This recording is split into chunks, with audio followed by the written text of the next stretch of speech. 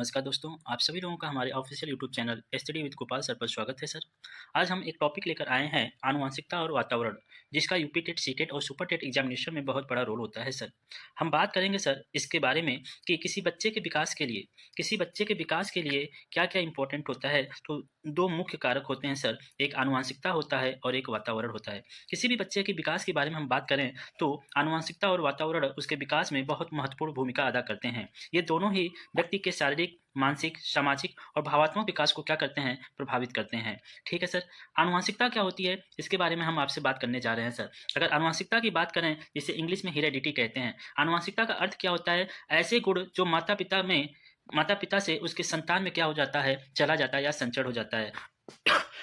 या तो ऐसा कह सकते हैं कि वह प्रक्रिया जिसके द्वारा व्यक्ति अपने पूर्वजों से शारीरिक, बौद्धिक और मानसिक गुण प्राप्त करता है। मुख्य विशेषताएं क्या है, आनुवंशिक गुण जीन के माध्यम से पीढ़ी दर पीढ़ी में क्या होती है सर, स्थानांतरित होती है। यह व्यक्ति के शारीरिक गठन, रंग रूप, लंबाई, बुद्धि और प्रतिभा को भी क्या करती है, प्रभावित करती है।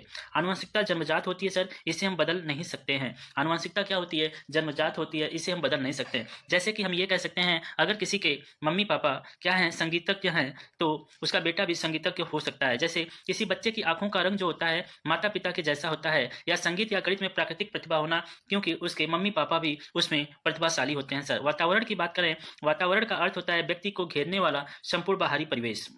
ठीक सर। इसका मतलब क्या है सर, यह व्यक्ति के अनुभवों, शिक्षा, व्यापार, समाज, विद्यालय आदि को क्या करता है सर, आदि को क्या करता है, संबंधित करता है सर। इस चीज को आपको ध्यान देना है सर, इस चीज को क्या देना है सर, ध्यान देना है। वातावरण में व्यक्ति अनुभव और अवसर प्रदान करता है, यह व्यक्तित्व के विकास में सहायक होता है। वातावरण को बदला जा सकता है, जैसे शिक्षा, परिवार और समाज के माध्यम से। ठीक सर। एग्जाम्पल के माध्यम से हम आपको बताना चाहते हैं, अगर विद्यालय का अच्छा माहौल बच्चे को सीखने के लिए प्रेरित करता है, सहपाठियों और शिक्षकों का व्यवहार बच्चे के आत्मविकास को क्या करता है, बढ़ाता है। अगर हम सर तुलना करें आनुवंशिकता और वातावरण में परस्पर संबंध की बात करें, तो ये एक दूसरे के पूरक होते हैं सर। किसी भी बच्चे के विकास के लिए आनुवंशिकता और वातावरण का एक महत्वपूर्ण रोल होता है सर, एक अन्योन्य क्रिया होता है सर। इन दोनों का बराबर बराबर की क्या होती है सर, भागीदारिता होती है, चाहे आनुवंशिकता की बात करें चाहे वातावरण की बात करें।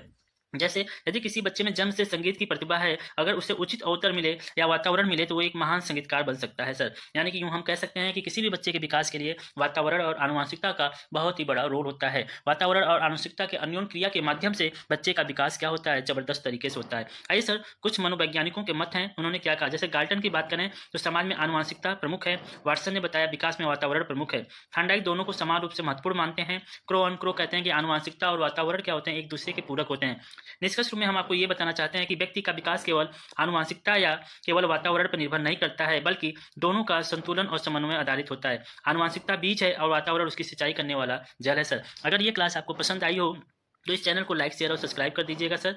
ठीक है। बाकी सर हम अगले क्लास में आपको कुछ चीज़ें लेके आएंगे, जो चीज़ें यूपी टेट और सीटेट एग्जामिनेशन के लिए महत्वपूर्ण रोल अदा करेगा सर। क्लास को आप लोग ज़्यादा से ज़्यादा शेयर कर दीजिएगा, पसंद आए तो लाइक भी कर दीजिएगा सर। मिलते हैं कल, तब तक के लिए धन्यवाद। Thank you class.